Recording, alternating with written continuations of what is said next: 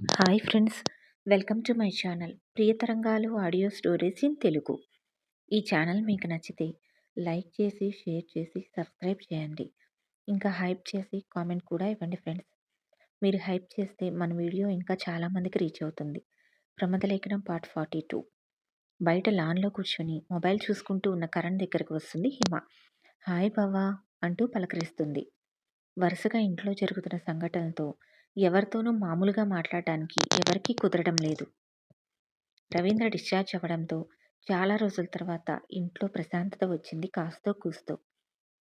తన room balcony నుండి లాన్లో కూర్చొని మొబైల్ చూసుకుంటున్న కరణ్ని చూసి చాలా రోజుల తర్వాత ఆమె మొహంలో చిన్న చిరునవ్వు దోబూచులాడుతుంది. వాళ్ళ మధ్యన అనుకోకుండా జరిగిన చిన్న సంఘటన గుర్తుకు వచ్చి నవ్వుకుంటుంది. ఒకసారి అతనితో మాట్లాడాలి అనిపించి కిందికి వస్తుంది. తనను పలకరించిన హిమని చూసి అతనికి కూడా వాళ్ళ మధ్య జరిగిన చిన్న మధురమైన సంఘటన గుర్తుకు వస్తుంది. మనసు క్షణం పాటు ఆనందపడిన వెంటనే ఇంద్ర తన చెల్లెల్ని రిజెక్ట్ చేసి బాధ పెట్టడం గుర్తుకు వస్తుంది అతనికి. అందుకే సైలెంట్ అయిపోతాడు. ఏమీ అనలేక, ఏ భావం చూపించలేక చిన్నగా నవ్వి హాయ్ అంటాడు. చాలా హ్యాపీగా ఉంది కదా బాబా మామయ్య ఇంటికి రావడంతో. హా, అవును, చాలా హ్యాపీగా ఉంది అంటాడు అతను కూడా. మరలా మొబైల్లో తల దూరుస్తాడు కరణ్. తను మాట్లాడిస్తే అంతవరకు మాత్రమే మాట్లాడి మరలా పట్టించుకోకుండా మొబైల్ చూసుకుంటున్న కరణ్ని చూసి ఏం మాట్లాడాలో ఆమెకు కూడా అర్థం కాక కొద్దిసేపు మౌనంగా కూర్చుంటుంది. అయినా కరణ్ మాట్లాడకపోవడంతో కొద్దిగా బాధగా అనిపించి బిజీగా ఉన్నాడేమో అనుకుంటూ తనకు తానే సర్ది చెప్పుకొని లోపలికి వెళ్ళిపోతుంది హిమ. వెళ్ళిపోతున్న ఆమె వైపు అలానే చూస్తూ ఉంటాడు అతను. మధ్యాహ్నం లంచ్ అయిన తర్వాత కరణ్ని తన రూమ్కి తీసుకువెళ్తాడు ఇంద్ర. ఏమైంది బావా అంటూ అడుగుతాడు కరణ్. నేను రేపు హైదరాబాద్ వెళ్తున్నాను. ఇంటిని అలాగే ఇంట్లో మనుషుల్ని చాలా జాగ్రత్తగా నువ్వే చూసుకోవాలి. అసలే పరిస్థితులు బాగోలేదు. ఇదే ఆఖరిసారి కావాలి మన మీద వాళ్ళ అటాక్ జరగడం. మరోసారి ఇలా జరగకుండా చూసుకోవాలి అంటాడు స్థిరంగా ఇంద్ర. తప్పకుండా ఇంద్ర, అయినా ఒకప్పుడు అన్నకు మాత్రమే సెక్యూరిటీ ఉండేది. ఇప్పుడు పెదనానికి ఇలా అయిన దగ్గర నుండి ఇంట్లో ప్రతి ఒక్కరికి సెక్యూరిటీ పెట్టాము కదా.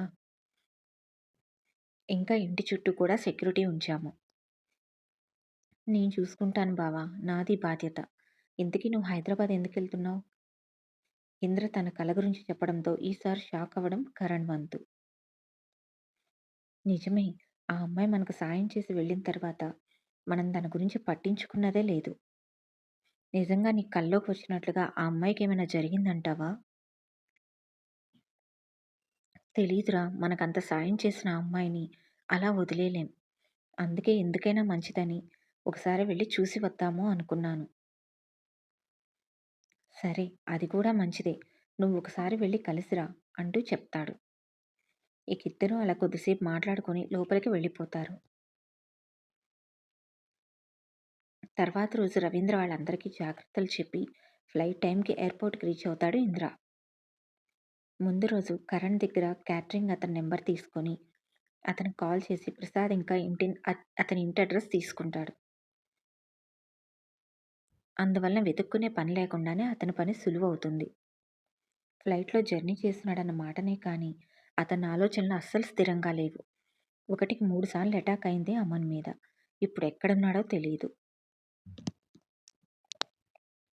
నిజం చెప్పాలంటే అసలు ఉన్నాడో లేడో కూడా తెలియదు. ఆ మాట అనుకున్నప్పుడల్లా వణుకు వస్తుంది ఇంద్రకి.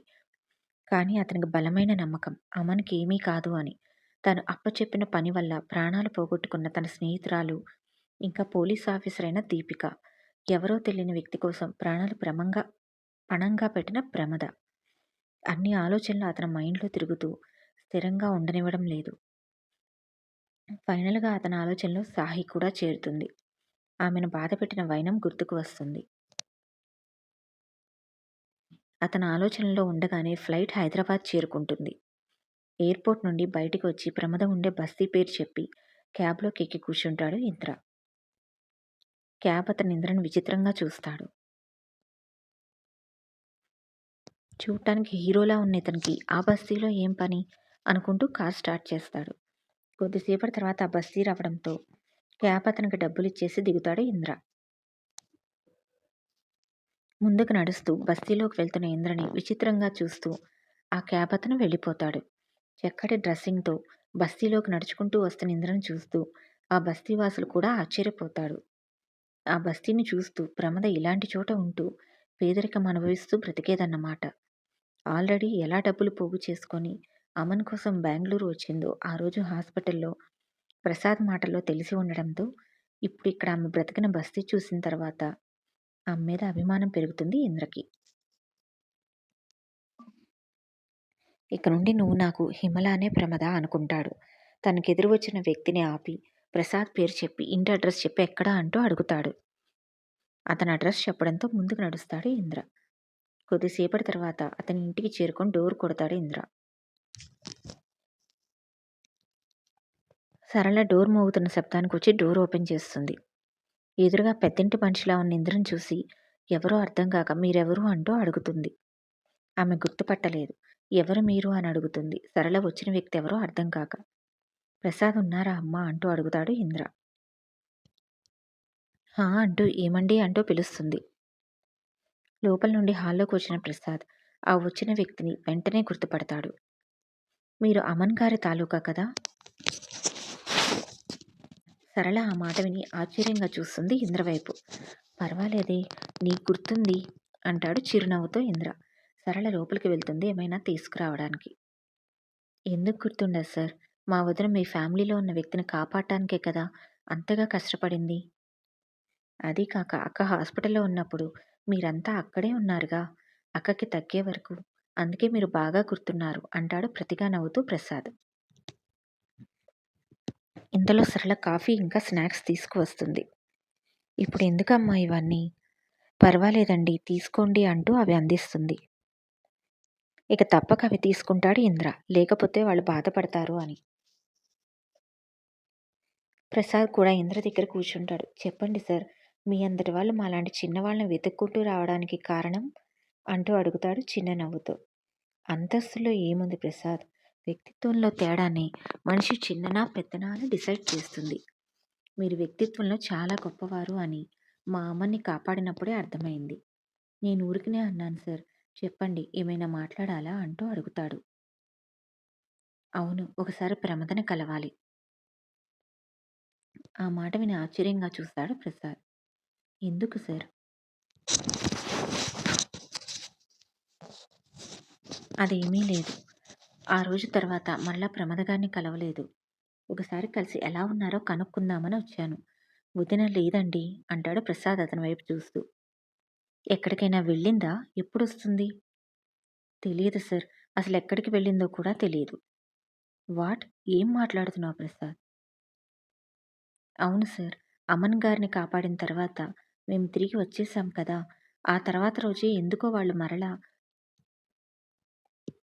తన కోసం వస్తారు ఏమో అన్న భయంతో వదిన ఆ రోజు తర్వాతనే ఊరు వదిలి వెళ్ళిపోయింది. ఎక్కడికి వెళ్ళిందో చేరిన తర్వాత కాల్ చేస్తానని చెప్పింది. కానీ ఇంతవరకు చేయలేదు. ఇక్కడ ఉంటే డేంజర్ అన్న తన అభిప్రాయానికి విలువిచ్చి పంపాం కానీ ఇలా మమ్మల్ని కూడా వదిలేస్తుంది అనుకుంటే అసలు పంపేవాళ్ళమే కాదు అంటూ బాధగా చెప్తాడు ప్రసాద్. సరళ మనసు కూడా బాధగా అనిపిస్తుంది. మా అక్కకి ఆత్మాభిమానం ఎక్కువ. చేయి చాచి ఎవరిని రూపాయి కూడా అడగదు. ఏమీ లేకపోతే పస్తులు పడుకుంటుంది. ఇప్పుడెలా ఉందో ఎక్కడుందో అంటుంది సరళ. అంతా విని ఆలోచనలో పడతాడు ఇంద్ర. సార్ అంటూ ప్రసాద్ పిలవడంతో అతని వైపు చూస్తాడు. మేం లేటుగా రియలైజ్ అయ్యాము. లేకుంటే ప్రమదకు ప్రొటెక్షన్ ఏర్పాటు చేసేవాళ్ళము. తనకు వచ్చిన కల గురించి చెప్తాడు ఇంద్ర. అందుకే వెంటనే కంగారుగా బయలుదేరి వచ్చాను అంటూ చెప్తాడు. అంతా విన్న ప్రసాద్ దంపతులు మరింత భయపడతారు. కంగారు పడకండి, ఇది కల మాత్రమే. లేదు సార్, నాకు కంగారుగానే ఉంది అంటూ ఒకరోజు ప్రమద కోసం రౌడీలు బస్తీకి రావడం, అందరినీ ఆమె గురించి అడగడం, తను లేదని వెళ్ళిపోవడం అంతా చెప్తాడు ప్రసాద్. అది విన్న ఇంద్రకి కంగారుగానే అనిపిస్తుంది. అయితే తనకు నిజంగానే ప్రమాదం ఉంది. మీకు తన ఆచూకీ తెలిస్తే నాకు చెప్పండి. నేను కూడా చెప్తాను అంటూ తన కార్డు ఇస్తాడు ఇంద్ర. అలాగే సార్ అంటూ ఆ కార్డ్ తీసుకుంటారు వాళ్ళు. అమన్ గారు ఎలా ఉన్నారు సార్? అమన్ మిస్సింగ్ ప్రసాద్ అన్న ఇంద్ర మాటకు ఏం మాట్లాడుతున్నారు అంటూ షాక్‌తో లేచి నిలబడతాడు ప్రసాద్. ఈ స్టోరీ మీకు నచ్చితే తప్పకుండా సబ్స్క్రైబ్ చేయండి.